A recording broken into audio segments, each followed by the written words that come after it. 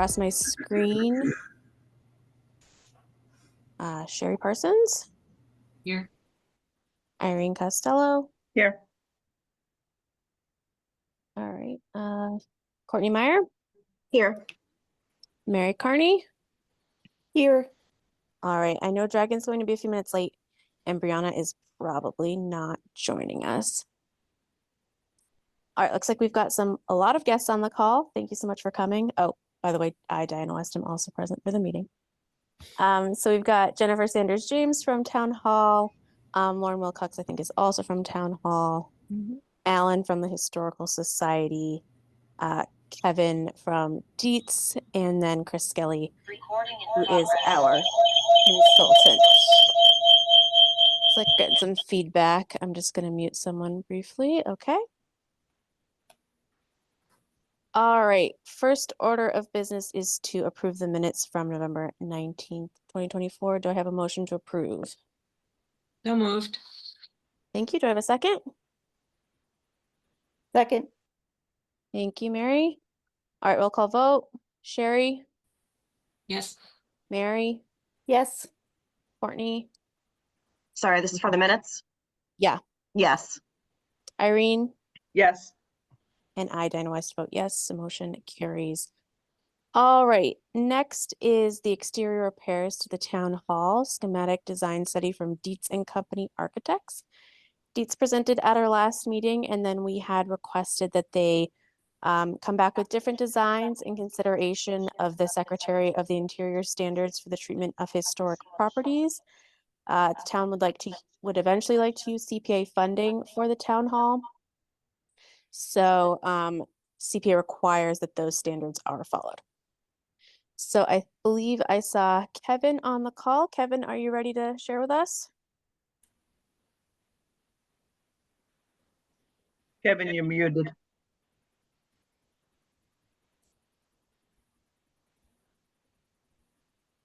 Kevin, if you're talking, you're muted.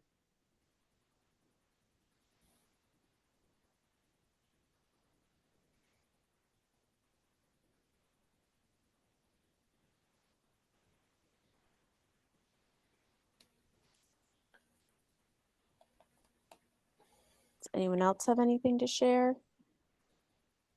So we're here from Town Hall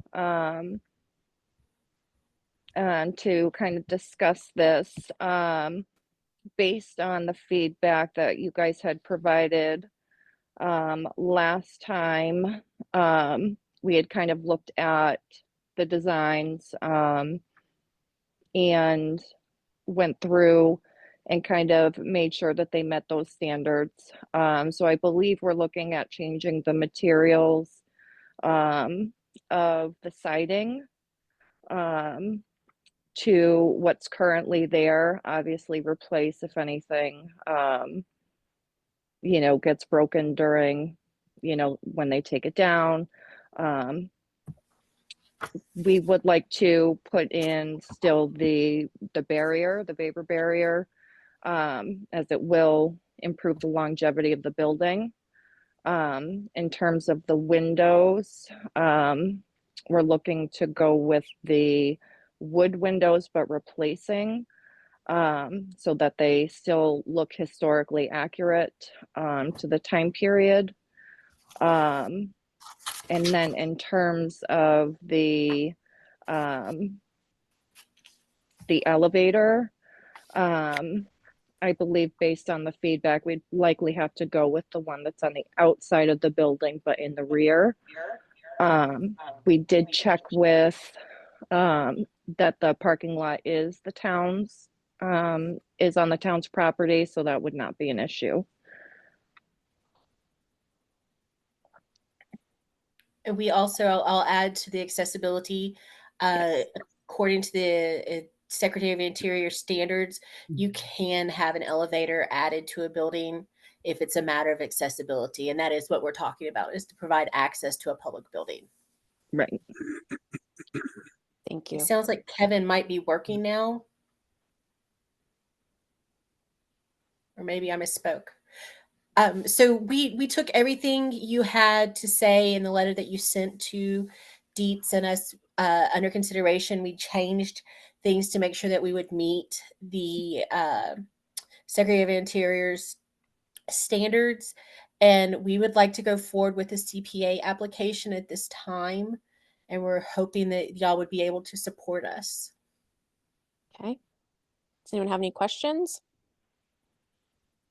What's that approximate timeline for this? Like start to finish?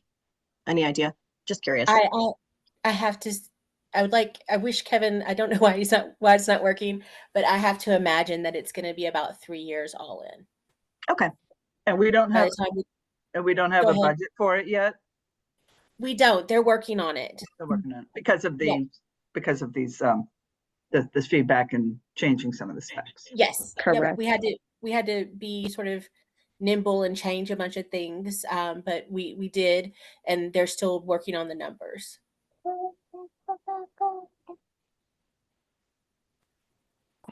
Do you know offhand with the elevator in the back, how many parking spaces will be lost? We do not know, but we don't see it being a major impact.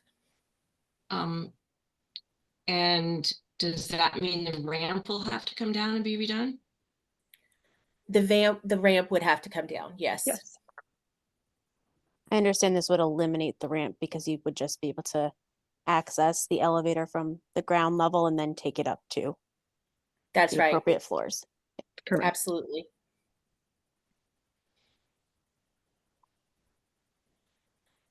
Are there any other questions we could answer for you? Well, I don't think, I know this isn't in the scope of this project. You're- Did somebody, I hear an echo. I think I fixed it. Okay. But I'm curious about the inside renovation of the building because Try again. Absolutely. So we're working on a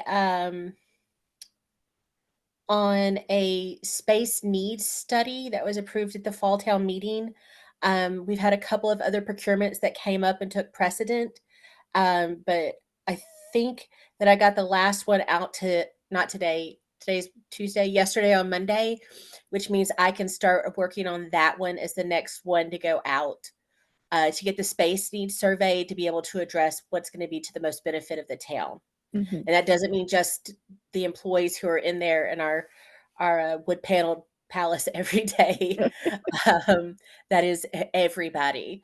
How it'll benefit commissions and boards and the public as they use the building.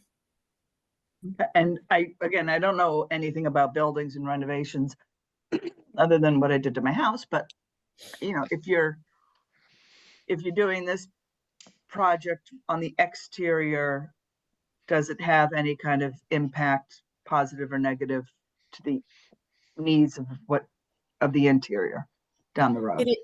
It is going to have an impact because even with the elevator on the outside of the building, we're going to lose 2 small offices.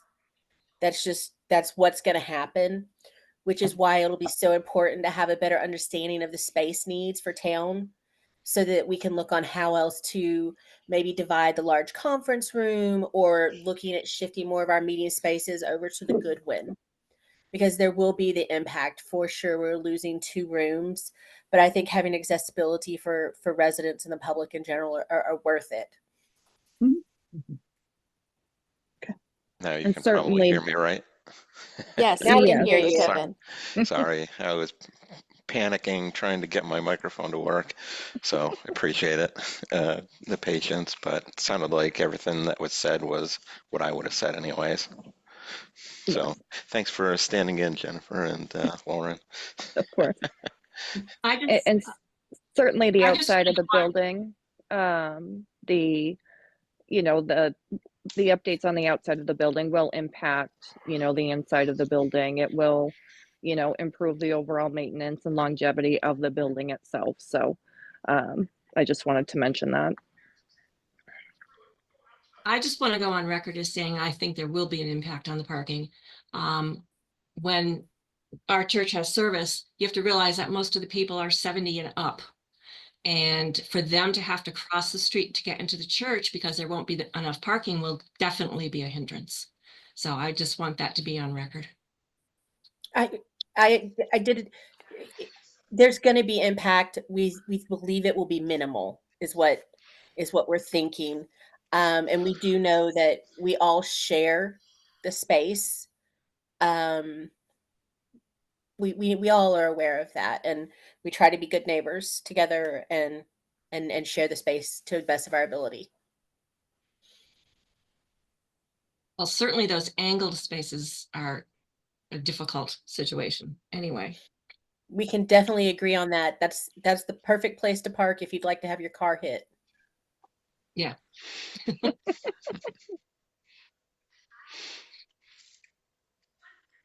Okay, does anybody have anything else to share on this topic?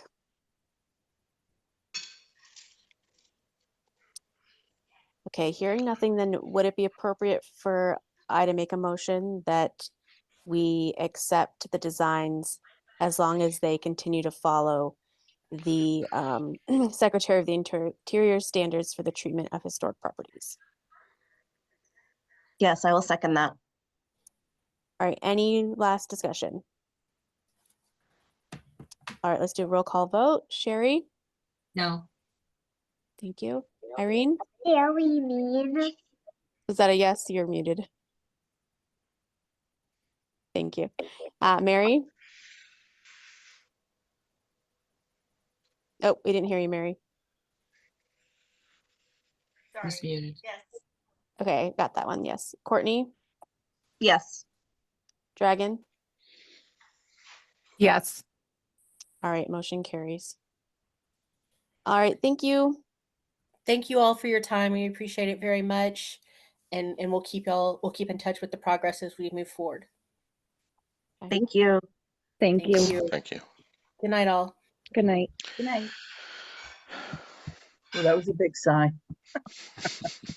It was, All right, Alan, you're up. Okay, can everybody hear me okay? You are echoing because you are here twice.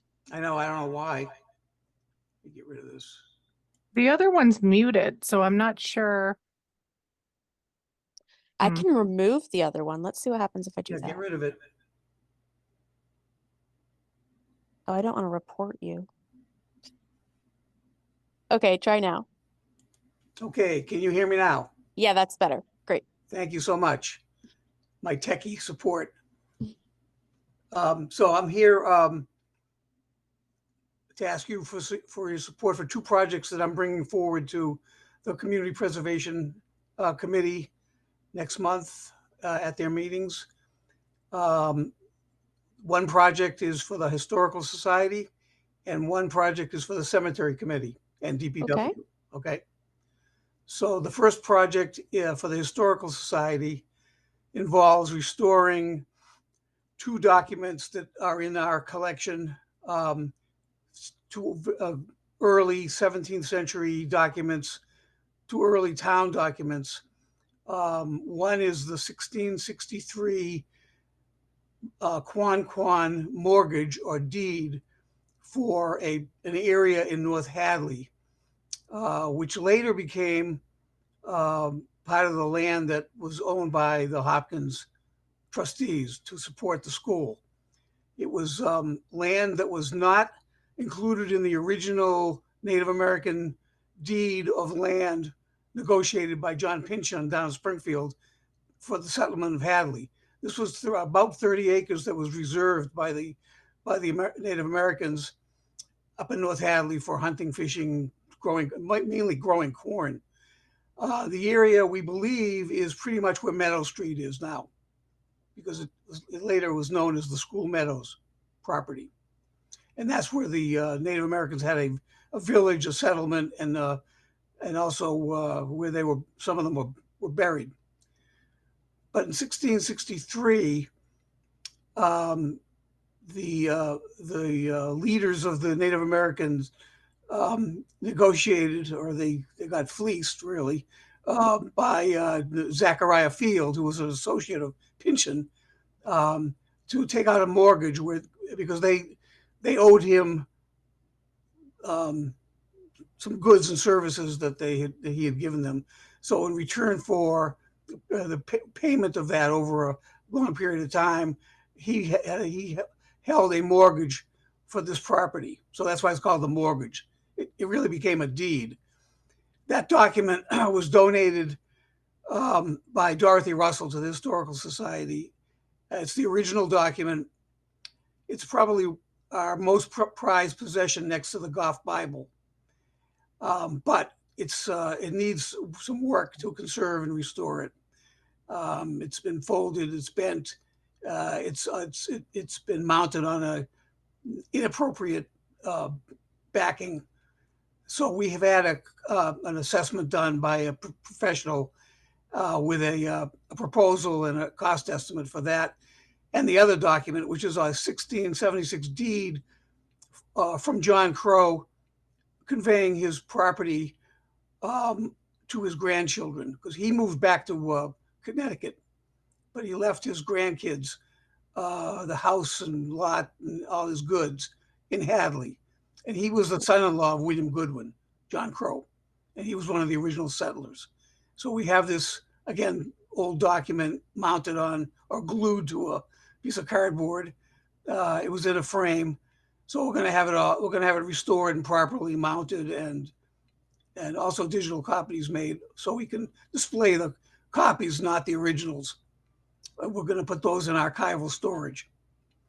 So the cost of that is $1,700 for the two documents. And that's what we're asking for, and we'd like your support for that. Any discussion? You want to discuss that, or you want me to describe the other thing too? Let's discuss that one first. Does anybody have any questions for Alan? Where's the Crow property, just out of curiosity? I'm sorry? Where was the Crow property that the deed was for, out of curiosity? I'm sorry, I can't quite hear you there. Where's the Crow property, just out of curiosity? Oh, Where is yeah, that it's property?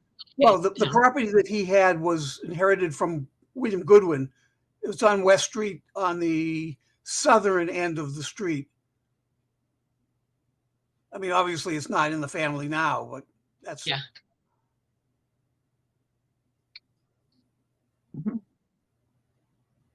Anything else? All right. I move that we support the project of the Hadley Historical Society to get the two documents described by Alan restored and copies made, and so they can apply for CPA funding. Do I have a second? Yes. All right. All those in favor, roll call vote. Sherry, Yes. Irene, Yes. Dragon, Yes. Courtney, Yes. and Mary. Yes. All right, motion carries. Thank you so much. All right, Alan, what's your second project? Yeah, thank you. So the other project is for the cemetery committee and the DPW cemetery division for replacement of a fence at Old Hadley. There's a fence on the northern edge of the property of the cemetery. It's a wooden post and rail fence. It's not on the side where the street is. It's opposite. It's on the opposite side. That fence was installed in 2007. It's a wooden post and rail fence, and it's falling apart. It's beyond repair. It needs to go.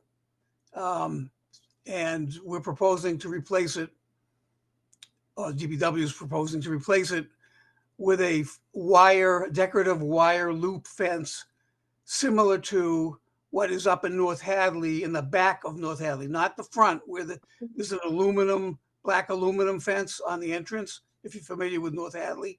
This is in the back part of the property. It's been there for probably almost 100 years. It's lasted quite well. It's nothing too fancy, but it's historically appropriate. It's nice looking, and it's used in a lot of cemeteries. And it's not that expensive, which is another consideration to get this stuff. We'll have to have it installed. Of course, that'll probably be the biggest expense. And also there's some invasive vegetation that's been growing up there that we need to get rid of. So it's about 1,000 feet of fencing along the northern and the northwest corner of the cemetery.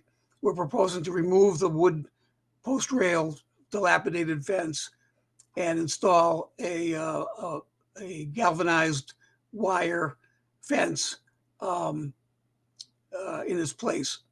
And we don't have the specifications nailed down quite yet. We don't want to go too far down this road until we get some idea that there'll be some support for this. But our estimate is that it'll be about $45,000 for the 1,000 feet of wire fencing installed, we hope. But, and that's a pretty conservative estimate. So that's what we're asking your support for this project to go before CPA and the town, and eventually the town. Mhm. So what paid for the old fence that we're taking down? CPA. Okay. How much was it then? Well, it was a little bit difficult to tease that out because they put all four four, not Hockenham, but Plainville, Russellville, North Hadley, and Old Hadley had fences replaced or partial fence replacement in 2007. And they used CPA money, but the way the bidding was organized was that we got bids for all four cemeteries. Okay. So the bid for all four in that 2007 was, that winning bid was about I think it was $39,000. Okay. That was 20 years ago. Mhm. And of course we did Hockenham last year. Of course, it was it was a granite post fence that cost $100,000 of CPA money. So Is, is there a reason? Alan, is this, oh, sorry, is this the old Hadley Cemetery? Is that on Cemetery Road? Is that the one we're talking Correct. about? Yep. It's the oldest town cemetery.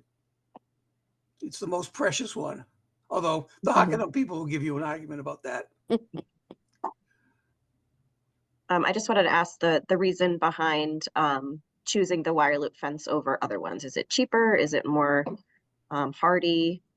Yeah, well, it's certainly going to last longer than the post and rail. I don't know why Yeah. they did a post and rail. Well, I do know why, because the town or the committee they actually wanted to put a vinyl fence up there similar to Russellville and Plainville. Okay. And you people, the historical commission then said, no way, Jose, you're going to have a vinyl plastic fence at Old Hadley. You can put it in Plainville and Russellville, but not Old Hadley. And so they came up with the plan for post and rail. I don't know why they didn't go with a wire fence or even an aluminum fence. I don't know why. Probably cost, because the post and rail fence doesn't cost that much. Well, Yeah. 1,000 feet of it costs, but not like a metal fence. But this galvanized fencing, which I've seen in North Hadley and I've seen it online, and we'll submit pictures of it. It's actually pretty handsome looking. It's just it's not as sturdy as the iron fences that are the front of the cemetery, but it's also not as costly. It'll be a lot easier to replace. And actually, historically, I was looking at the old pictures of the Old Hadley Cemetery in 1936 when they had the flood, and there was pictures of the cemetery. No fence. There was no fence. So they must have put this fence in, or some kind of a fence in there. We're not sure what was there before the post and rail. Gary Berg seems to think it was some kind of a wire fence also.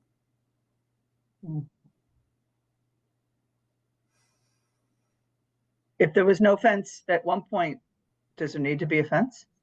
No, it doesn't need to be a fence. It's just nice to have a fence, and it keeps animals out of there. And, it is the Landis farm next to it. I mean, you know what they did at was the Holy Rosary Cemetery on Huntington Road. Mhm. They had a nice fence and they couldn't take care of it. They just took it down. A lot of cemeteries have no fences. I mean, it's a matter of, I guess it's a decision you can make, but Old Hadley's got fence around all four sides, for the last almost 100 years. And I think it is a nice way to mark out the property and, protect it somewhat.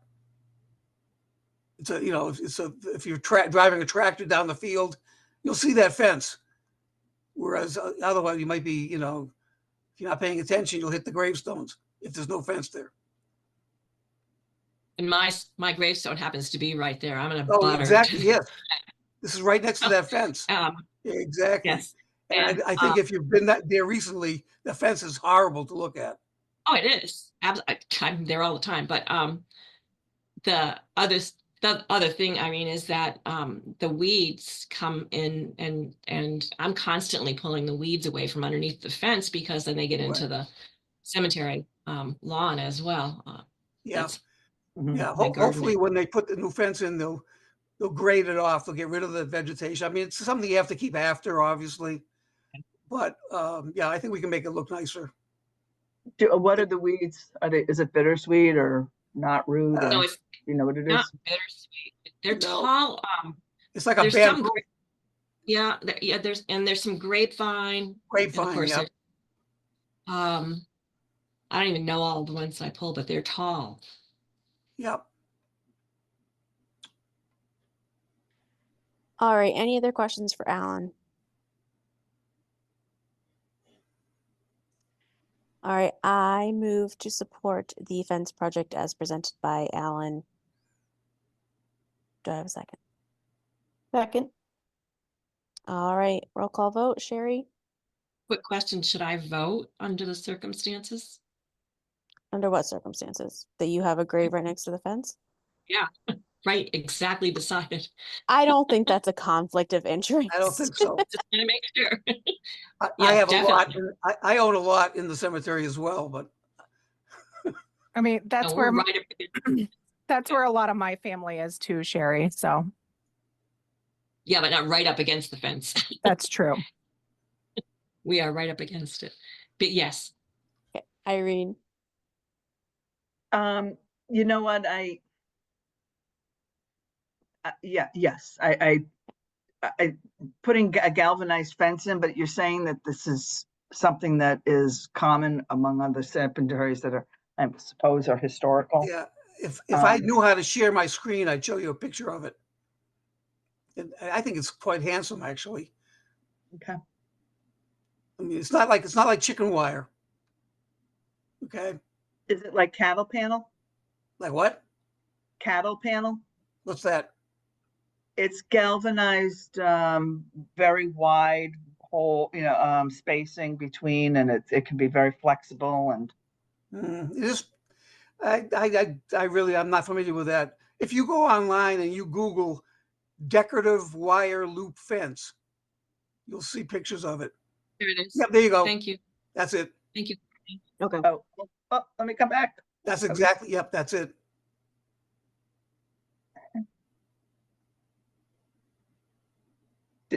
Can you show that again? hold on. I think I found it. I can share my screen. Oh, I see. Is it gonna That do picture white? there, that picture's got a wooden fence behind it. That Mhm. we wouldn't have the wooden fence behind it. It's just a wire fence. Is this what we're talking about on my screen Yep, right now? that's it, right Okay, there. great. It may not look exactly like that, but that's the style. Okay. They even, in some of the places where you look for this stuff, they'll even call it a cemetery fence. Hmm. And again, there's one just like it in North Hadley. It's been there for almost 100 years. Nobody's complained about it.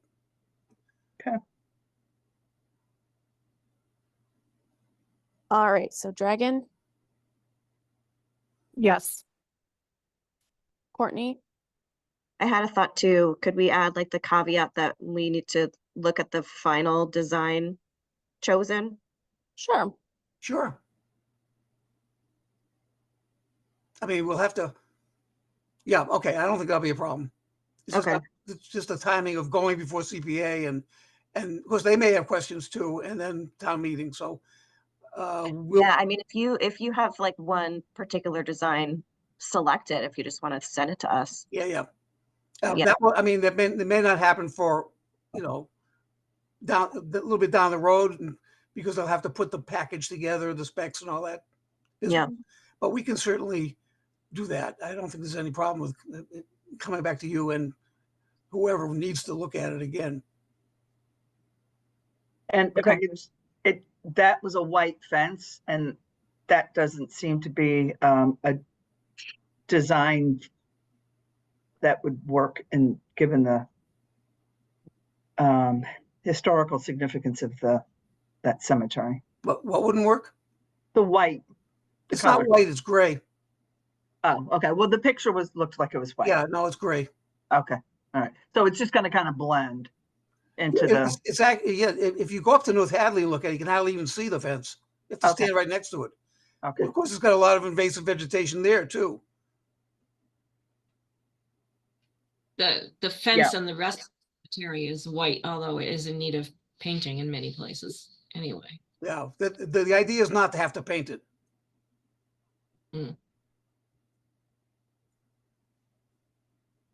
All right, so the motion has been altered that we support the cemetery fence project, but we would like to see the final design. So you're supporting the subject to further review of the final design. Yes. Okay, gotcha. So Mary still needs to vote. Yes.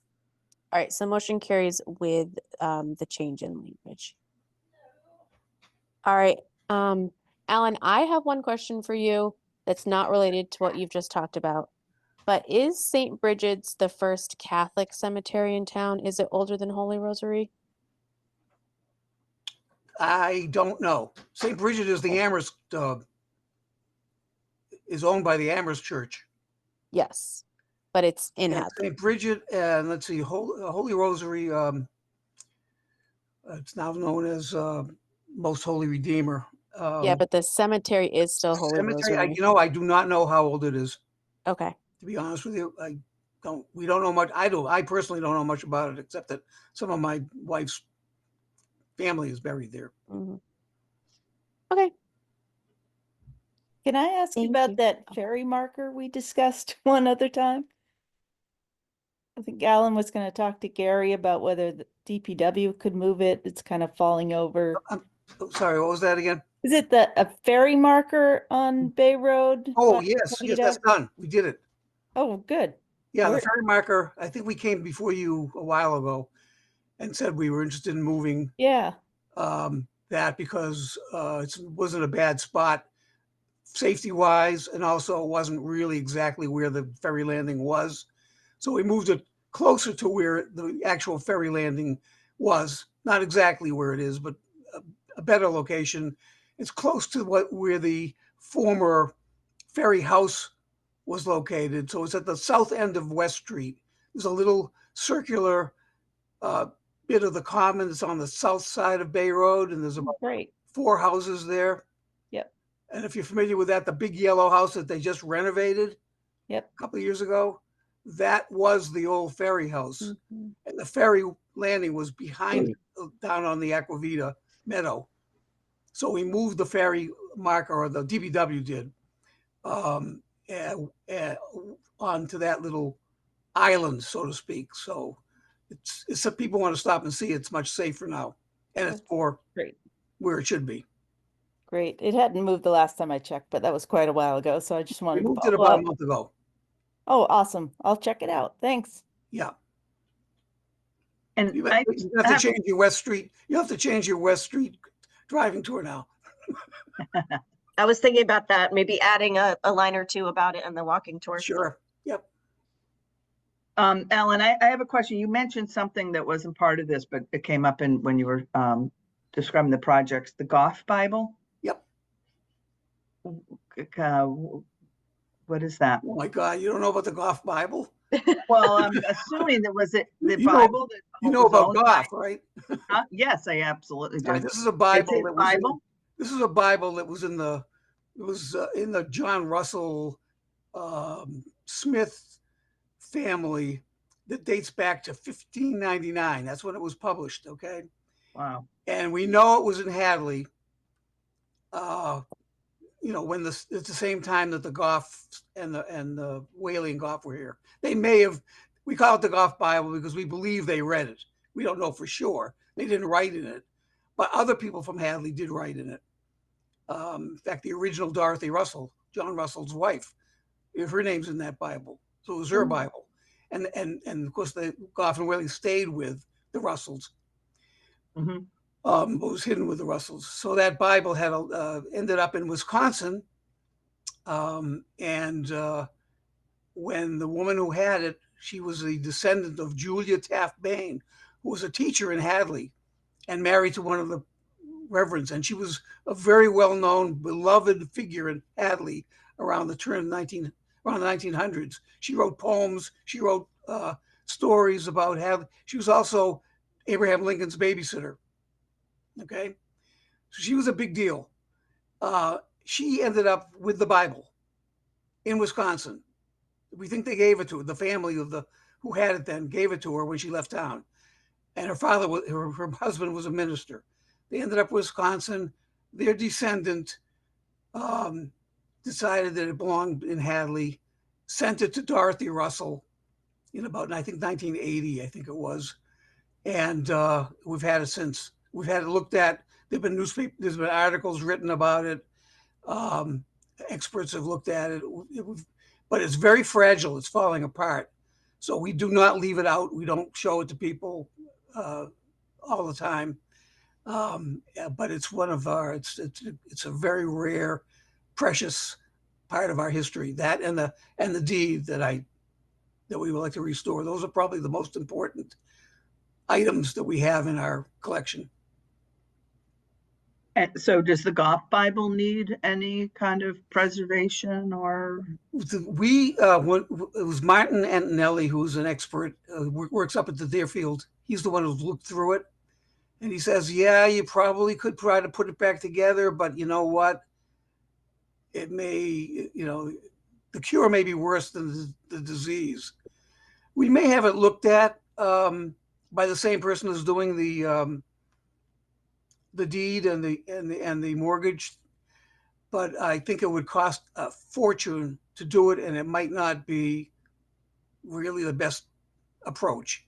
Mhm. So we keep it in an archival box, and every now and then we take it out and look at it and put it back. But it's not something you can thumb through, and it's about 4 inches thick, and it's about maybe 4 inches by 6 inches. It's a small type Bible that they used not in church, but in your home to read. That was entertainment then.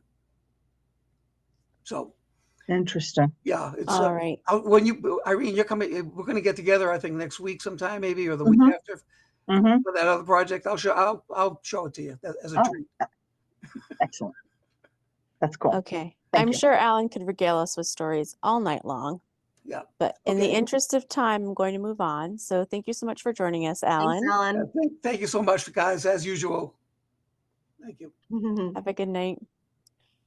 All right. So at our last meeting in November, we approved a project on the water tower at 47 East Street for AT&T to put antennas on top of it. T-Mobile has also approached us wanting to put their antennas on top of it.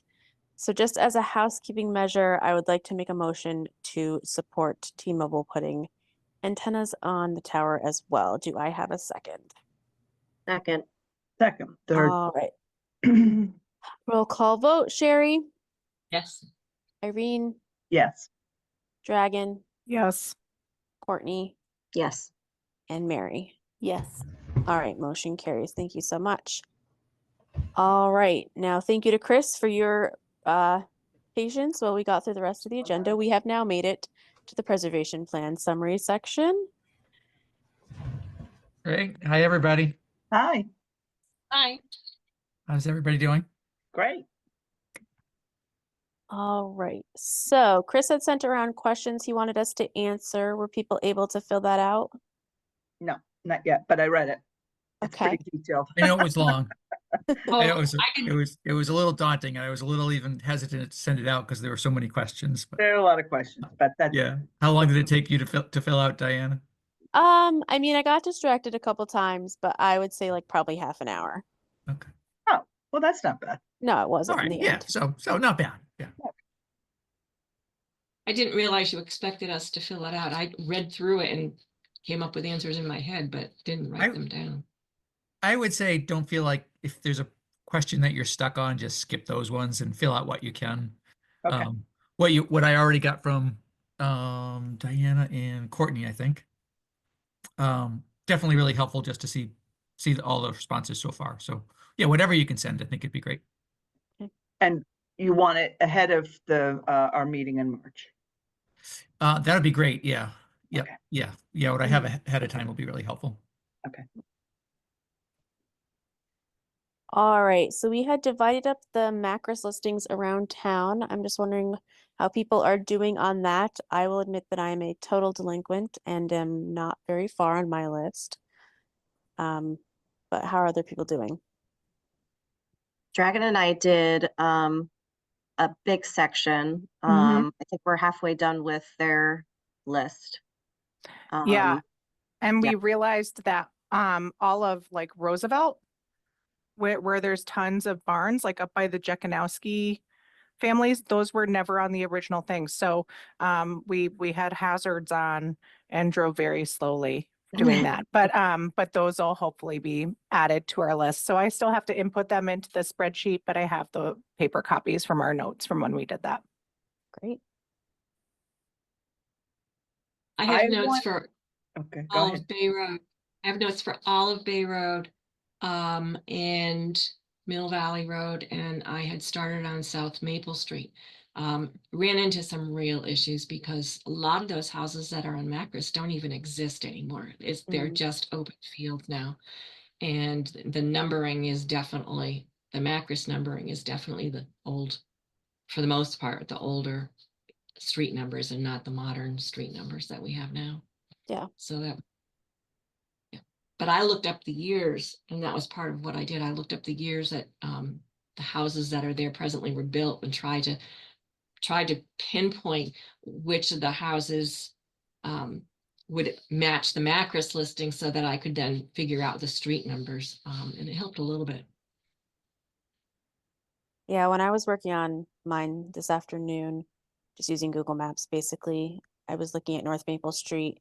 And yeah, it would be like, yeah, this is where the house is supposed to be. And instead it was like a 1950s ranch. And I was like, oh, nope, that's not an 1860 house, unfortunately. And I did have a lovely adventure through the backwoods of UMass trying to find a tobacco barn, which is no longer. When Courtney and I were doing our homework, if you will, how far back do you want us to go? Because are those 1950s houses now considered kind of era pieces in that way? Because we were adding them on the list, just kind of clarifying so we can be successful. I think I made the cutoff like 1960. Because I mean, if we were looking at that 70-year mark, that's like what, like 1955. So then I just rounded up to 1960. Because I'm foreseeing Diane, this have we talked project. about this? Have we talked about this process in the past, or what project are you working on right now? So, what we did was I downloaded all of the Macris listings into a spreadsheet, and then I eliminated everything after 1960, and then we divided it up around town just to see what is still there, what has been demolished, and I asked everyone to sort of rank where they think the priority is for these buildings. Okay. And most of them are houses. When you say you eliminated the things that were after 1960, that's because were there that many surveyed properties with inventory forms that actually were after 1960?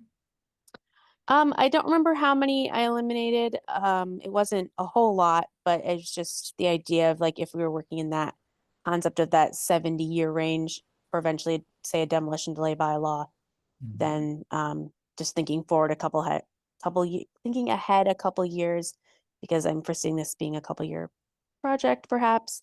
That's how I arrived at that 1960 mark. What do you think What about the things that were never on Macros? How are you kind of including those in your process? Because I don't if the big inventory that was last done was 70s, 80s, they probably didn't even come up into the 20th century very much. So, I mean, like I said, I'm not super far with my section, but I had added a couple Okay. So that you're kind hadn't of been adding, originally in the macros listing, just like at the bottom of my spreadsheet to be like, we should consider adding these. okay. That's what I was doing. It sounded like Dragon also found a lot of barns that should be added in her section. Yeah, I mean, it wasn't a ton of barns, but it was more, there were some barns, but more of like those 1950 houses. Okay, yeah.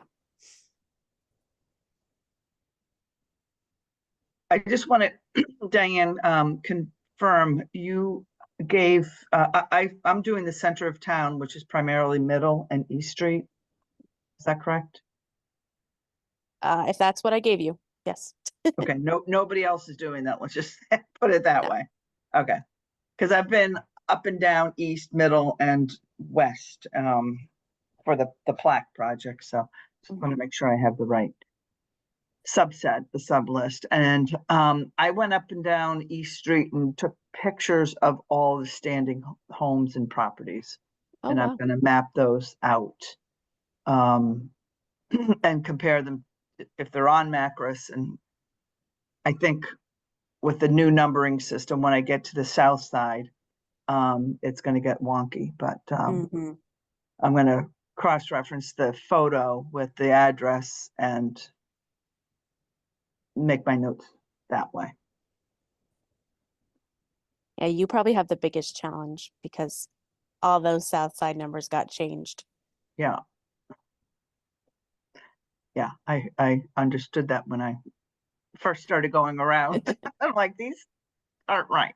So, I appreciate that. I appreciate you. okay, well, we'll do what we can. Okay. So you're basically working on what I would call a historic property survey plan, just trying to get a sense of what you have for survey right now and where do you think your survey needs are going to be in the future. Yes. Okay, great. Okay. Anybody have anything else to share about their homework, if you will? I have a question for Mary Carney. Mary, Pam. is your family house the Old Horace Cookhouse? Yes. Okay, that helps me because I wasn't sure there were Yeah, other old it was houses that were right 103. in the vicinity. It was 103, but it's now 107. Correct. That helped me with the numbering, so that's why I'm asking that question. I wanted I to make sure. figured it's a Yeah. little hinky around here, but yes. Thank you. All right. In terms of logistics, Dragon, were you able to book the van? So I am going to be completely honest, I completely forgot. Okay. Here we are, right? But this is why we have meetings, as my mom used to say all the time, is to make sure that people do the things. Yes, I can do that. Okay. And then Which Were you- do we have a date settled on that yet? March 8th, March 8th. Yep. Okay. All right. with our snow date being March 15th. Right. I get a D for not doing my homework. Terrible. Were you also going to ask about booking a room at the senior center if that was a possibility on the weekend? I can.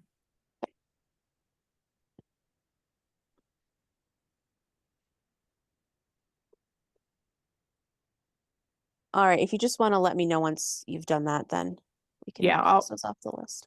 Yeah, I'll reach out tomorrow. I'm off from my regular work. So it's my catch-up day.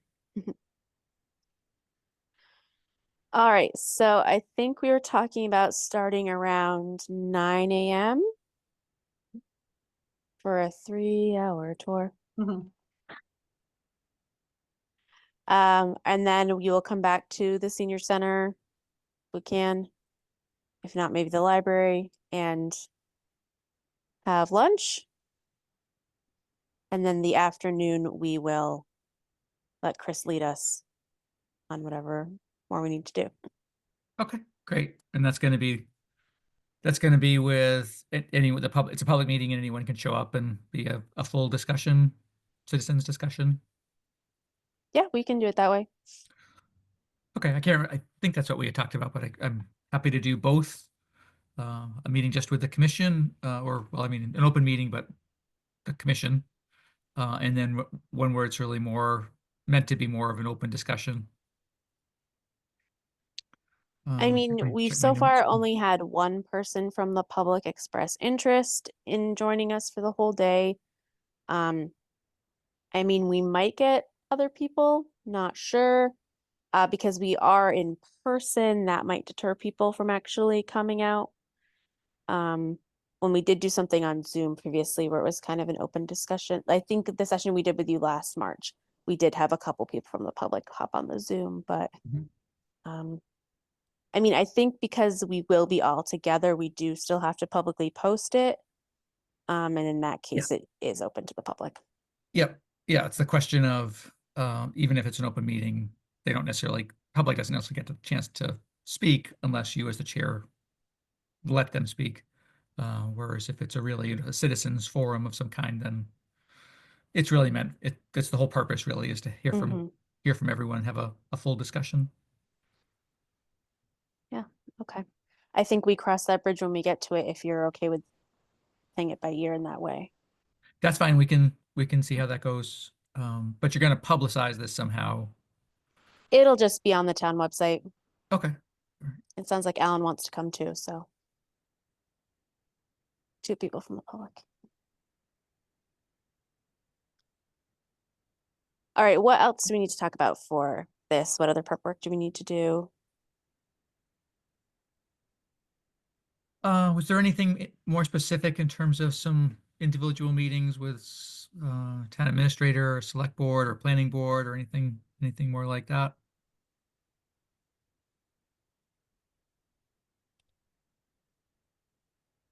I think I need more context. Like, did you want us to set up those meetings?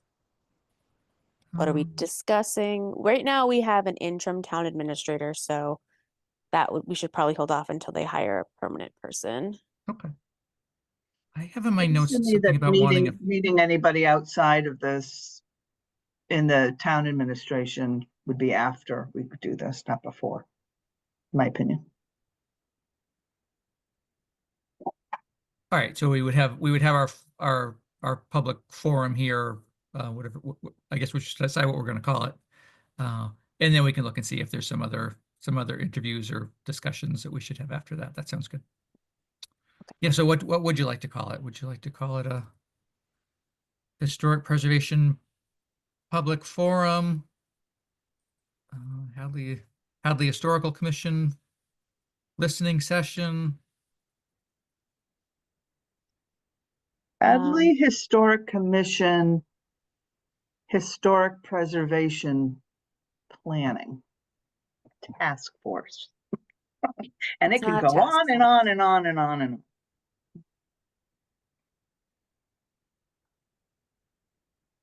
on. But I mean, what are we really doing? We're working with you, Chris, to survey the town and then work with you after that to come up with some suggestions for updating a historic preservation plan. Does that sound? Yep. So the idea is we're going to have a preservation planning summary, which is a very, very, very abridged version of a preservation plan. So it's really just giving you some, it's not going into the depth and analysis that you would do in a preservation plan. It's really coming up with a lot of the analysis based on what you've submitted as surveys, what we learn just in our public forum, things like that. Looking at where what your challenges are from those kinds of things, and then coming up with a series of recommendations regarding your historic property survey, your public outreach, your preservation partners that you work with, you're working with within your town government, looking at other kinds of bylaws that might be useful to have, thinking about zoning kinds of things. But it's still at a preservation planning summary level. It's a basic set of recommendations, but meant to be something that you can really take and think about how you're going to implement from there, without it being so overwhelming in terms of a much larger preservation plan, which can be pretty daunting in terms of all the recommendations that it would come up with. So we're really going to work together on what you feel like what's a reasonable amount of direction for you to take on, what you can do, based on you all being volunteers, things like that. Mhm.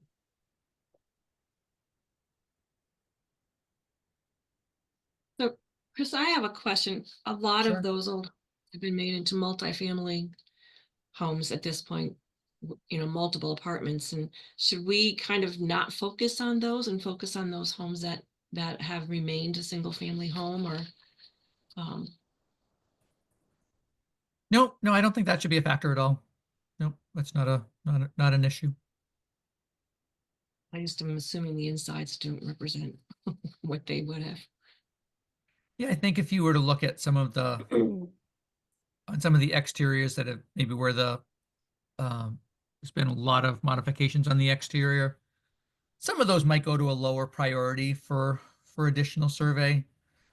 But that's not even necessarily the case, because some of the ones that have been particularly heavily altered might be some of the most significant early properties that you have in town too, and they would still be really high priority for additional documentation. Mhm.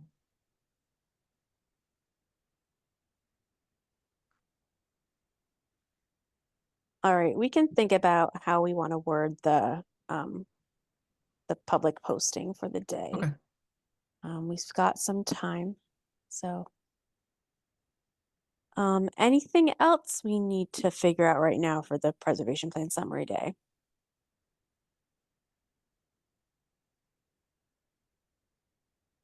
I'm good. What are we having for lunch? What would you recommend, Irene? Well, we can do a potluck. We can do a lot of things. We can chip in and order out. Yeah. Have delivered. We can also marinate on that. I'd be I happy to make a pot of soup. Okay. And crackers and Mm. salad. Just need the I- head count. And I biscuit. assume we're going to meet before March 8th again. We'll have a February meeting. Yes, that is later on our agenda, but if we would like Chris to come, maybe we should pick that now. I mean, to keep on the Tuesday theme, it would be the 18th or the 25th of February. Oh, I thought it was the 8th or the 15th. Oh, No. sorry. This is the February meeting. Okay, February sorry. meeting. Yeah. Okay.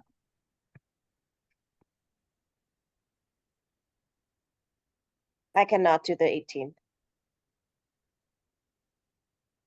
I could do either.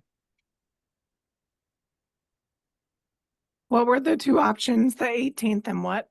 25th. 25th is better for me.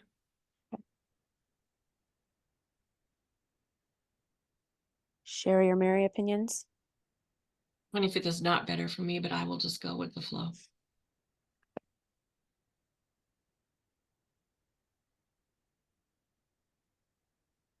Mary, did you have anything to share? Sorry, yes, my mic's not working great. I could do either date. All right, let's just say the 25th then, because it sounded like that worked for most people. All right. Chris, are you able to come on the 25th? Yeah, I can put that on my schedule. Perfect.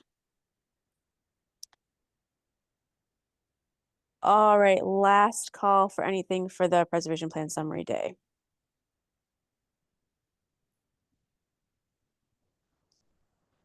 All right, hearing nothing, then we can move on to old business. Thank you so much, Chris.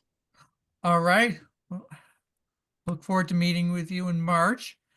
and in February as well. And Diane, if there's anything that comes up in the meantime, let me know. We can bat around some ideas for what to call our forum as well. Okay, great. Thank you. All right, yeah, if you can get those surveys to me, that's definitely helpful to see everything. Definitely great to see all the comments so far. Will do. All right, great. Thank Well, you. have a good night. You. Too. All righty. Our CPA projects. So Courtney and I have been working on the final proofing of the walking tour. Courtney did get updated quotes. We originally asked for $4,000 to print it. Our funding does expire in May, so 1,000 copies comes in just shy of $4,000. Courtney had considered printing only 500 in case there are those typos that we missed. But I'm kind of thinking that we just print the 1,000 because we're going to lose that funding and we should just take advantage of it. Mhm. I'm seeing nods. And it seems I- like it's been proofread by a lot of people's, right? It has, but every time I read through it, I find something else. Cool. I just I need to hear you, stop. I've reached the point where I read constantly, and there's so many books that I've read that have just multiple errors in them that I think most people aren't even going to notice anymore. Okay. Sherry was an English teacher, so we can believe her. Yeah, so my plan is to write a sentence about the ferry marker, as discussed earlier, and update the cover because it said 2022, which is when we started this. So I'll update it to 2025, which might cost a little bit of money. And then it should be good to go. Great. That's good. Yay. Mm-hmm. Okay, great. Thank you. So driving tour, I have been emailing with Brianna. She continues to have issues with connecting with Alex at Hadley Media. So she told me that she's actually planning on building a recording studio in her house. Wow. Her professional background is in voice recording, so this wouldn't just be for us, it would be for her professional life. But she does recommend that we ask for an extension on that funding for the driving tour. So that is due February 1st, which is a quick turnaround. I will check in with Mary Thayer about what exactly she needs from us to apply for that. Do we think just an extra year would be appropriate, or should we ask for 2 years? I mean, when we originally applied, those of us who were on the commission at the time thought this was going to be a quick turnaround because we had people lined up to do the recording and that fell through. So, but it is sounding now like Brianna has a good plan to move forward to get this done. Do we need to recruit speakers, narrators? I believe Brianna is ready to do the majority of it. We were looking for a male presenting voice to do a couple different sections where a male is speaking. Right. Um, That makes sense.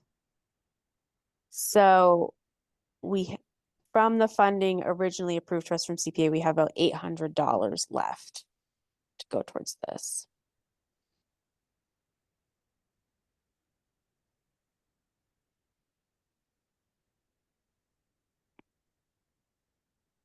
So do we think 1 year is enough, or should I ask for 2 years? Just better be safe than sorry. I mean, is there any harm in doing that? Asking for 2 years instead of 1? I can double check with Mary Thayer. I don't think so. What Yeah. I do think would be detrimental is if we had to go back a second time. Mm-hmm.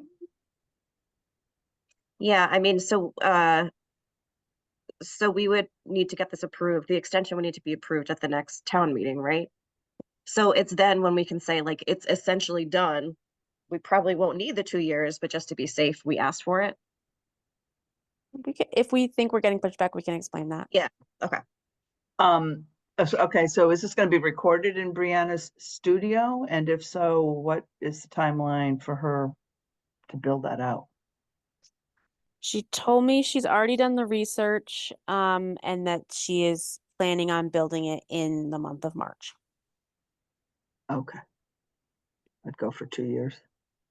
Okay. Yeah. I think that's the most common amount that the CPA uses. Okay.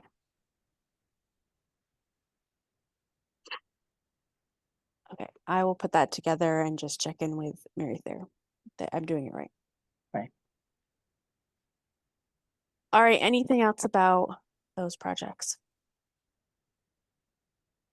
I will just share that when I gave my little quick presentation to the select board last week, they were all very complimentary about the signs. And they had shared that they had heard from other people around town that they loved the signs. Good. Love positive feedback. All right, Irene, tell us about your house plaques. Okay, well, not much going on with the plaques themselves, but I think we're at a point where we need to get some town feedback. And so I'm suggesting that we put together a survey similar to the one that was done for the bicentennial. Only we could probably do it on survey.com, put a questionnaire up there about people's interest in a plaque, and think through sort of the questionnaire itself as a survey instrument, what we need to find out, are people interested?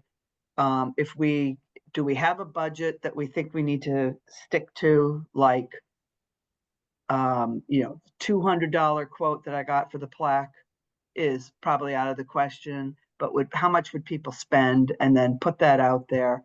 And then if they need help with researching their property, if they know if they fit, is the 100-year marker the right time horizon for an historical plaque. Just get it, let's just start getting some public input into this project, because we'll find somebody to do the plaques at this point, that on a budget that we can live with. Mm-hmm. I've seen everything from Etsy to, I have to say, the local printers have been kind of disappointing. But we can go outside the valley if we have to, and there's always Etsy, and they were very responsive. So, anyway, so what I see is after we meet with Chris in March, we'll have a better idea of the survey and the town and putting all these, this inventory together. And then, in the meantime, I can start designing what the survey instrument will look like. And then we need to get it posted on the town website, probably the school website, the library website, the town Facebook page. Just get it out there and get people to fill it out and respond. Okay. I think the survey is a great idea. The Russell School Committee, three of whom are three members are on this call right now, did the Russell School survey a couple years ago. And we also posted it like at the library and senior center, and just did like a QR code just to get more people to do it. We also worked with a woman who lives in town who has expertise in surveys. So essentially, like, we initially put together a survey that we thought would make sense, and then she sort of took it, she met with us and went through, how to best tweak it to get the best responses or more responses. So I'm happy to reach out to her. I mean, she did it for free for us with the Russell School Committee, and maybe she'll be interested in doing this one too. Oh, thank you. Yeah, thank you. I could use some help coming up with the basic questions. Also, if anybody will help me on the team on this committee, but that would be great if we can do that. And I am thinking of survey.com because did you do it on survey.com? I Or did like an MailChimp. online? MailChimp, okay. Yeah. All right, great. Yeah, which was free because it was less than however many constituents. Okay, great. What's the woman's name, the person's name? Her name is Allison Donta Venman. So DONTA hyphen VENMAN. Okay. Yeah, that would be great. Thank you. Yeah, cool.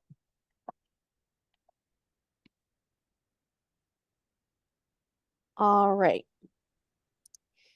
Mary, are you up for talking about the common? Yeah, I can do that. I mean, I didn't come away with anything groundbreaking, but let me see if I can share this. Is that working? Yep. Yes, it's Yep. there now. So this is really just like no big deal internet research. I didn't do anything. I didn't call any town halls or anything like that. I just bopped around the internet. And this is the gist of it. I'm not going to read everything to people. You can check it out if you want, but this is what I came away with, is that it's not that common to charge much for use. To be fair, there are only a couple other commons like in the Western Mass area that are really big enough to do big events like ours. So I don't know that you can rule out whatever we might want to do because others aren't doing it. And Belchertown's probably the best one to compare to, but we'd have to just call them. I couldn't find anything online about that. But there are a lot of charges for various things, even if they don't charge a fee. They require all kinds of permits for electrical, for the food, for different things, and so that all the permits have to be paid for. There's a lot that require much bigger deposit than we do for damage, or they just provide that whatever damage we deem was done, we'll send you the bill to fix it and you have to pay it. So I think our current damage provisions are pretty weak. Common rules for the common. You can't charge people admission to be on the common. You can't keep anyone off the common just because your event is there. No for-profit events. I think we were lacking this on our form, if I remember correctly, requiring name and contact info for, every hour of the thing, someone who's on site. So, 8 to 12, this is the POC, 12 to 4. Someone that, we can call if something's going wrong and get them to pay attention to it. And indemnification, sorry, clauses are very common, of course. And so I just arranged it by the local ones I could find, and there's links in here if you want to go read, some of the applications or the policies.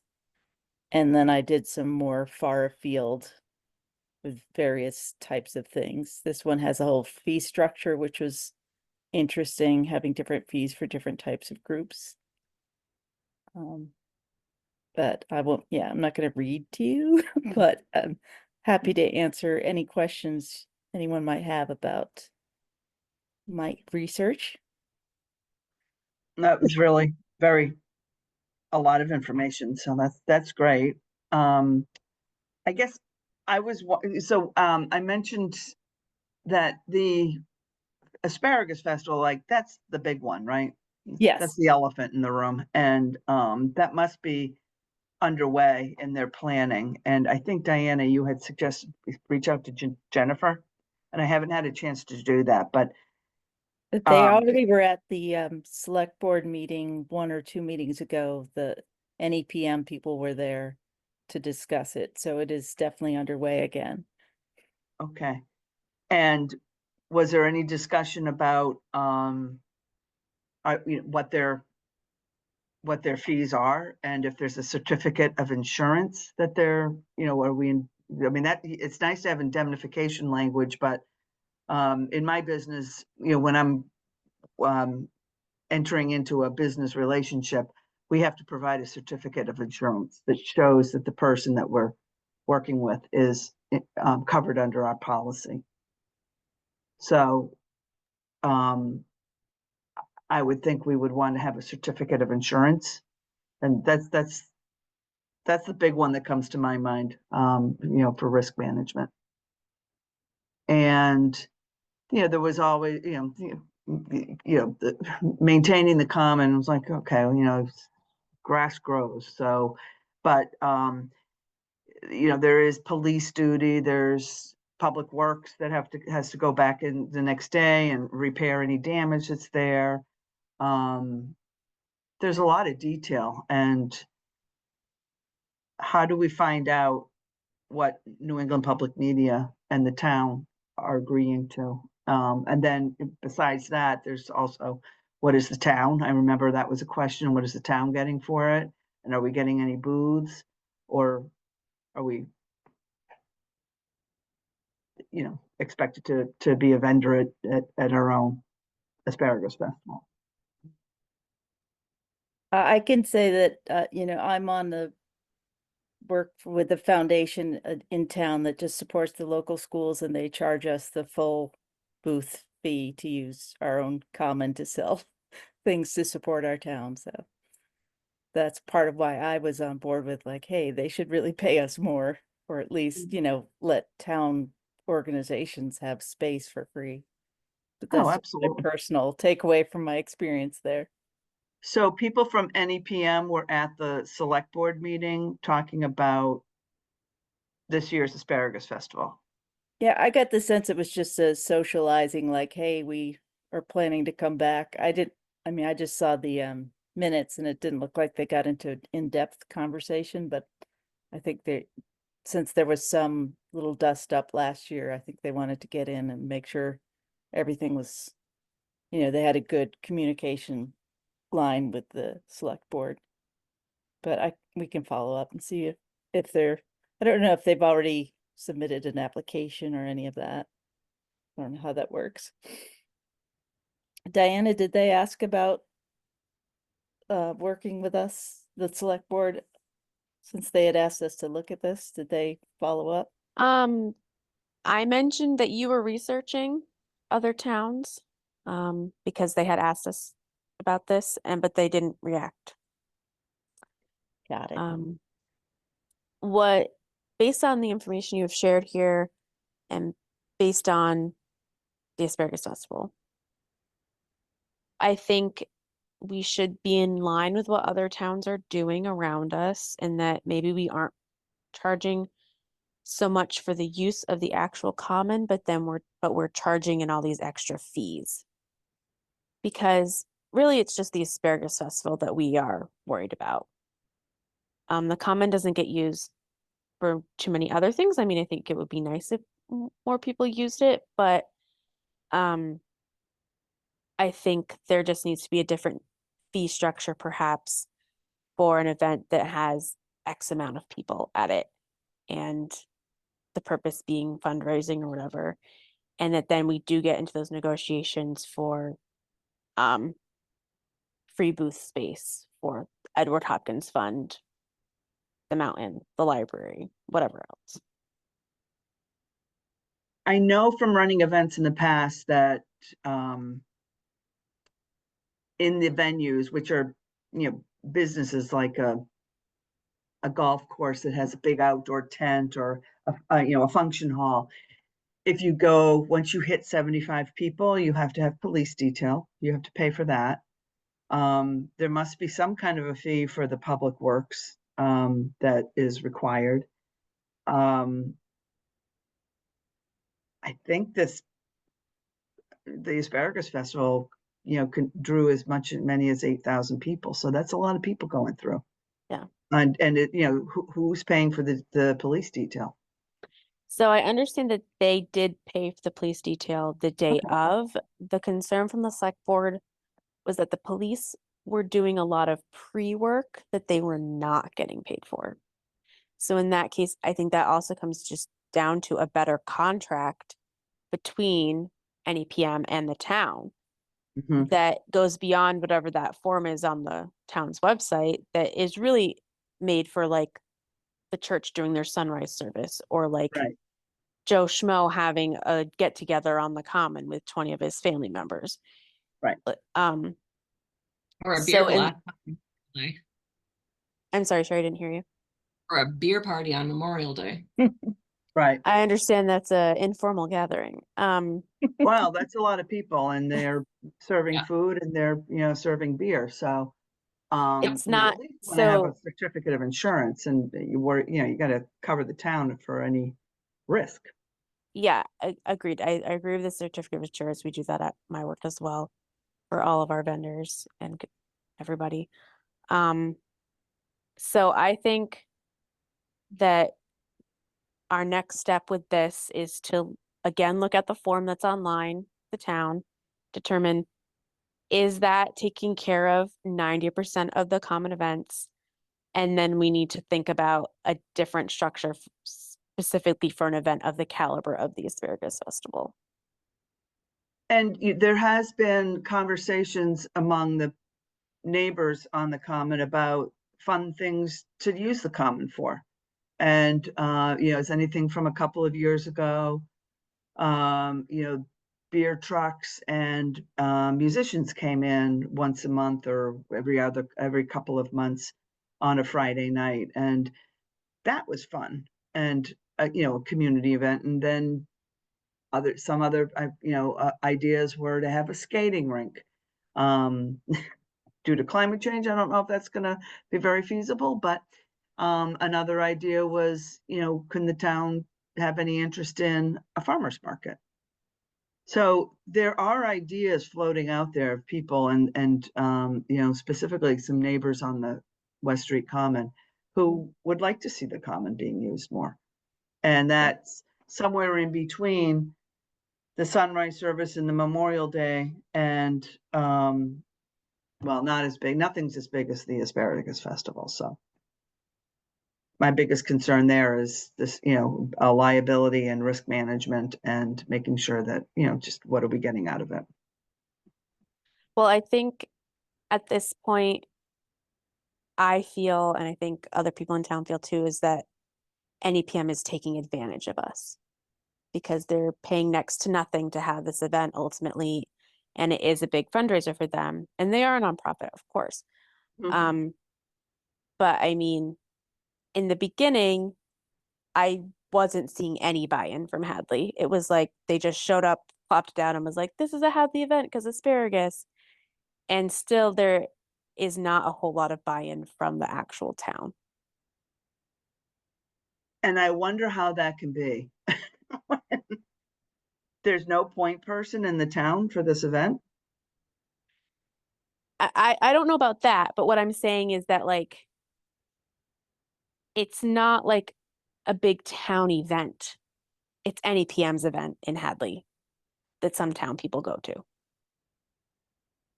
Correct. That they're holding on public land and using town resources, requiring town resources. So I haven't heard of anybody in the town other than, the few of us who really aren't involved in managing these events at all, saying anything. I offering mean, anything. I can say in other meetings that I have been present for that there have been other in past years brought up some concerns and after action feedback and suggestions for how it's kind of gone, but it's a tough one. All right. I mean, we're coming up on 8:30 here and we still got other things on the agenda. So I think at this point, Mary, if you are willing to review the existing form that's online, see if that needs to be updated based on the information you've learned from our neighboring towns. And then I think we need a whole other form for something like the Asparagus Festival. Okay, I will Frankenstein something together from take all the good stuff and pull it together and have a draft for you guys. Thank you. All right, the budget. I received an email on December 12th asking for the budget to be returned on January 6th. January 10th, excuse me. I did make the deadline. And this is of course first draft, so I can go back and say, no, we want to do something different. But I submitted for our $900 again, which was the same as last year. We did have to claw our way back to 900, as at one point they dropped us down to 300. We made it to 600, and now we're back up at $900. I think we should have a formal vote to approve that $900, so it's not just me. So I'm opening it to discussion, and we also have our $900 for this fiscal year that we haven't spent anything of. So do we have specific things we want to spend this money on? Are you saying that they dropped us to 300 because that's what we spent last year? No. So a couple years ago, we got dropped to $300 because we weren't spending our money. And then I made a case for us to get back up to 900. Mm-hmm. And so they have given us 900 past 2 years, I believe. And so that's what I asked for again Oh, for okay. FY26. Okay. And are we using it? So last year we used our money to pay for that session we had with Chris Skelly. And there was an unexpected fee for the signs when we had to get all of the various documents together for the sign company. And there was one other thing we used it for, but I'm blanking on what it is. We've really kind of just used it as things have come up. We haven't like pre-planned. So I guess I just would like us to be pre-planning, because if we again don't use it, then we might end up in this cycle again where they'll be like, you didn't use your money, you don't need it.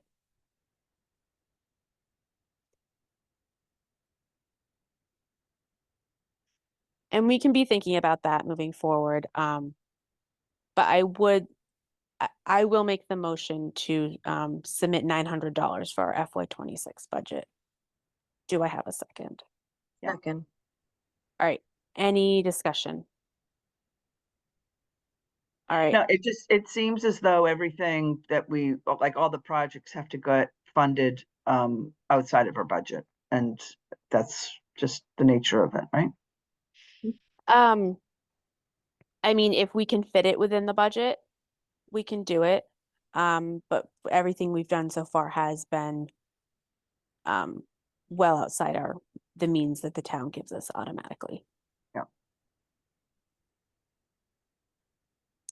All right, so roll call vote. Irene, Yes. Dragon, Yes. Courtney, Yes. Sherry. Sherry, do you vote yes on the budget? Yes. Mary, Yes. and I also vote yes. Motion carries. Alan suggests we use the money to pay for the house sign survey. Yeah. That's a good. We can do that. All right.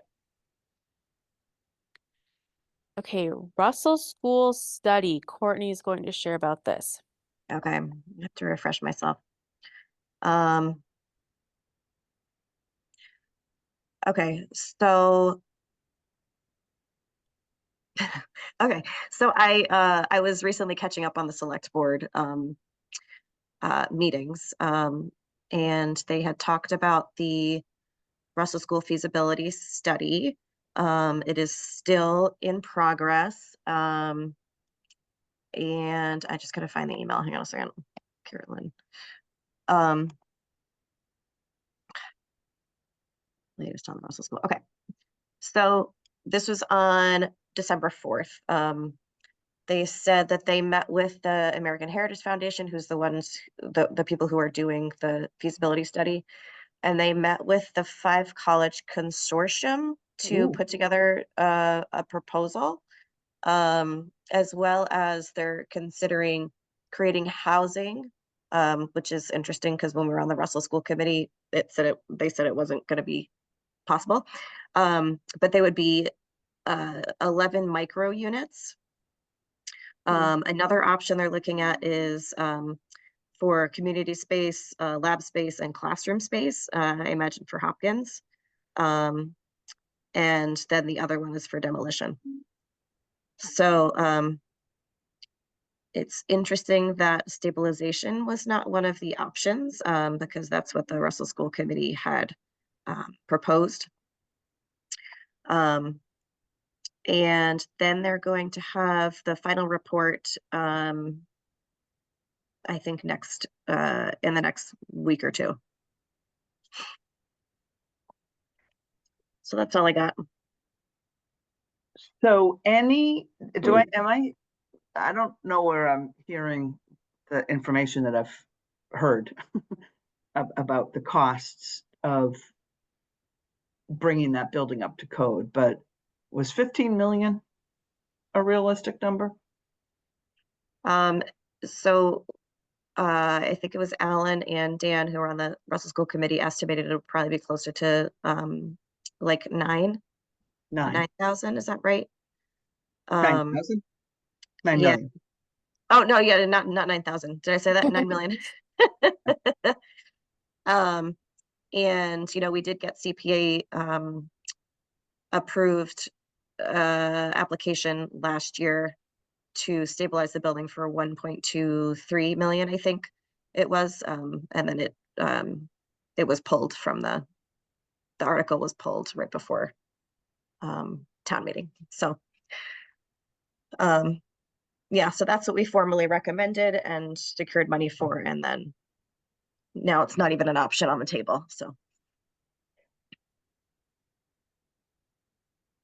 Okay, so any of the ideas on the table, did the people behind them know that the starting point is 9 million just to restore the building, to bring it up to code? I imagine. I don't believe the town is, the town still wants to keep the building, I imagine. So I'm not sure where that money will be coming from. I reached out to the person from the American Heritage Foundation because I had met him when I was on the Russell School Committee to get more information. He's on paternity leave, but hopefully we'll get more information from him. Yeah. Could I chime in? Yeah, definitely. So you got to remember that if the town does the work, whether it's stabilization or bringing it up to code, it's going to cost a heck of a lot more than if a private person did it, because we have to pay prevailing wages and comply with all the procurement requirements. So yeah, you're talking, if the town wanted to bring that up to code, you're probably talking $15 to $20 million, depending on what you want to do with it. Of course, you're going to just use it for warehousing. That's one thing. Stabilization was about, I think 1.5, something like that, $1 million, just to keep it standing. Now, people like Barry Roberts or other people who might have an interest in doing something, they could do it a lot cheaper. They have done it a lot cheaper. They did the Center School in Hatfield. The problem is they want to own the building, and the town doesn't want to sell it or lease it. Well, they lease it, but I don't know. It doesn't seem to have any traction. So that's the dilemma. Who's going to put millions of dollars into a building they lease? I'm sorry? Who would want to put millions of dollars in a building they lease? Like, Exactly. that's just a bad It's business done all practice. the time. It's done all the time. They did. That's what they do it all the time. UMass leases property. The Newman Center doesn't own the property. UMass owns the property, but they own the building. Those big apartment buildings that they just built across the street from Whitmore at UMass, multi-million-dollar project. UMass still owns the property. 99-year leases are very, very common for this kind of projects. Not everybody wants to do it, but I mean, somebody like Barry Roberts, who was the only live interest in doing something with the Russell School, he wanted to own the building. So that was kind of, and the town just doesn't want to let it go. They want it's not so much the building, they don't want they don't want that particular prime piece of property to go. Mm. So that's where we ended up kind of on a Nowheresville. All right, It'll be interesting to so see what the report says, though. Maybe Yeah, that opens so- up some possibilities. the report should be done in the next couple weeks. Should we be paying attention to select board meeting agendas? Mm-hmm. Yes. I would, if I were you, I'd ask for a copy. Of the report? Yep. Okay. Is there going to be a meeting about it? Who knows? Okay. Seems like it's a big deal. Yeah, I mean, they didn't invite us to, well, we'll talk offline. Idea. All right, does anybody else have any new business that came up since we posted the agenda? I do. All right. General Oh, no. Lafayette made a farewell tour of the United States well, east of the Mississippi. And he made it to every single state that was a colony. He went from Pittsfield, Massachusetts to Worthington, Massachusetts. He stayed in Worthington, and Worthington is having a celebration. He went from Worthington to Northampton, and he stayed in Northampton, and Northampton is starting their plans for a celebration. And this is in, I can't remember the exact date, June 24th or 25th, something like that. And then he went from Northampton through Hadley on the Bay Road to Worcester. Cool. So I am going to be asking the select board to at least put out a proclamation on that day. And I'd like to think about something else that we could do as well. I mean, and you have the 250th on there as well. And I know Mary saw it today, but I'm starting to put 250 information on the Hadley page. I'm going to try and do it on at least a monthly basis so that people can see that. And I'm doing that on my own. I'm not using the Historical Commission's name or anything like that, but I'm telling I'm putting it up there. I know that Western Massachusetts has not signed up a single museum, not a single museum for the 250th. No, Porter Phelps says. Porter Phelps has signed up. Oh, they weren't as of the 2 days ago when I looked to see. They got a big grant. Okay, all right. Well, they're not listed on the site because, and I was just on. Yeah, it may be a different site, Sharon. This is the Massachusetts. This is the Massachusetts 250th Commission. Yeah, but their grant was from the Massachusetts Bureau of Tourism. Yeah, who's running the website Sherry is talking about. So Yeah, Porter so Phelps just needs to submit to it. Right. So maybe if you have a contact at Porter Phelps, you might want to tell them that because I was just on it in the past few days. And this is the Massachusetts 250th Commission. And so there were no museums from Western Mass. I'm going to put the Farm Museum on there because there are things in the Farm Museum that predate the Revolution. Yeah, the Historical Society is going to have some programs, which we can talk about later in the agenda if you like. Or, yeah. So Sherry, what is the date of this General Lafayette thing? I'll have to go back and look it up because I've been doing so much history stuff in the last week and a half, 2 weeks, including the dates, different dates for the houses on Bay State Road. It's slipped, but I'll let everybody know by email. I want to say June 24th or June 25th. I forget which day.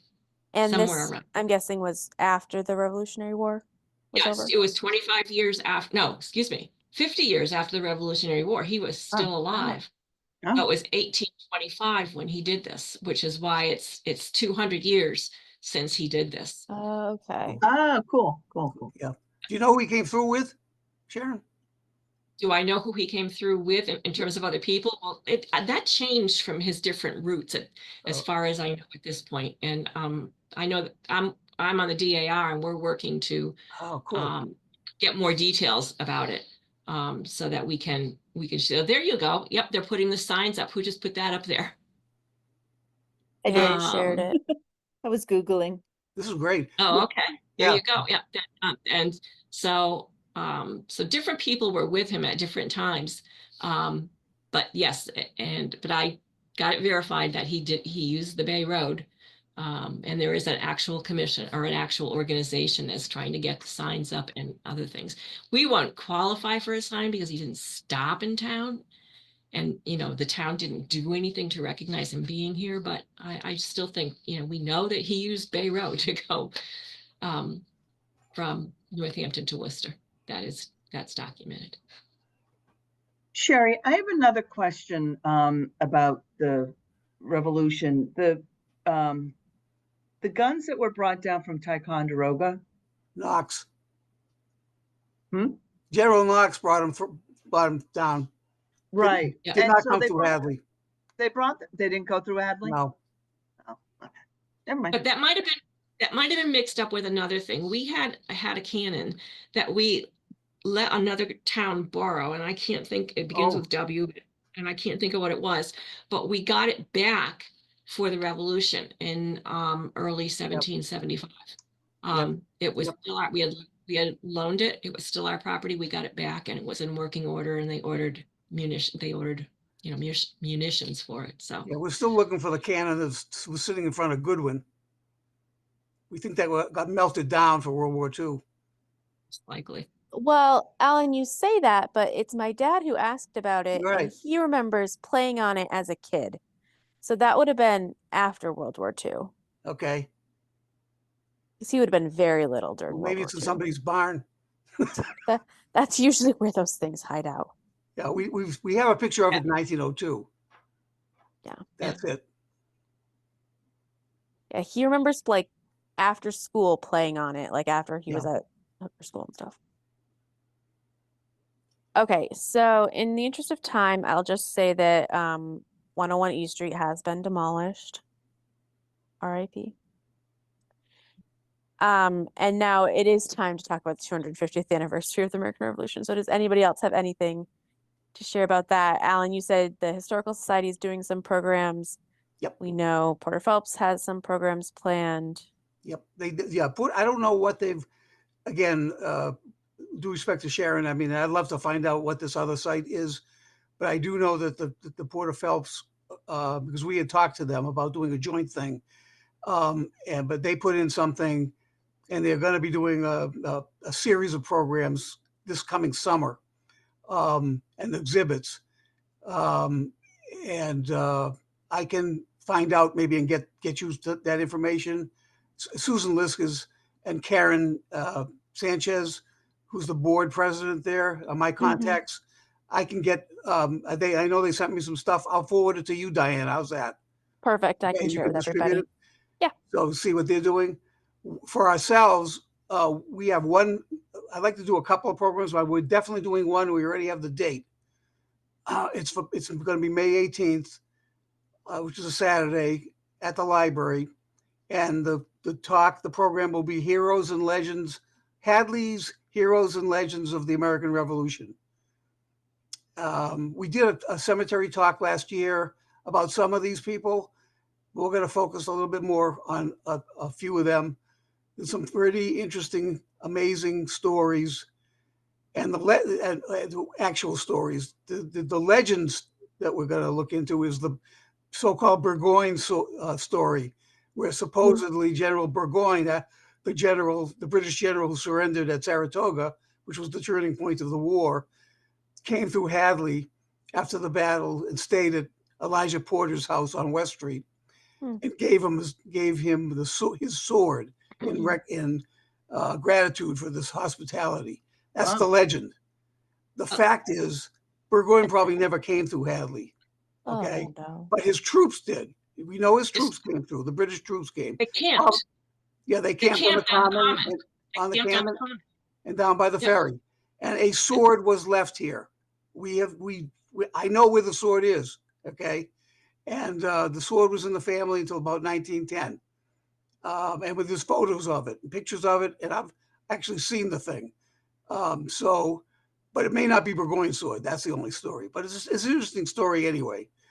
So that's the kind of a thing be doing a program on.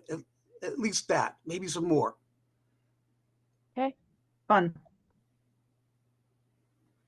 Do we do something on the common for it? Well, we thought about having like a reenactment, and a little, fife and drum corps, but that's expensive, number one, and everybody's doing it. Okay. But all these fife and drum companies, they're in big demand this next year. But I might be going to a couple of these events that they're having around in the area and seeing what's what. That would be fun to do a little thing on the common. Maybe It in would. 76. I'm sorry, in 2026 instead of 2025, we could do it. Right. They did round up men to go to Lexington and Concord. Yeah, we got April that. 20. Yeah, we'll have Yeah. that whole story. I actually, Sharon, I'm working with what's her name? Used to live in town. She's with the DAR as well. They're trying to document all the burial, where all the Revolutionary men are buried in all the cemeteries. It's a big Debbie project. Wendelowski? Who? Wendelowski? Yes, Debbie. Debbie Wendelowski, yeah. So I've met with her. We're working with her on that. So that's a cool thing too.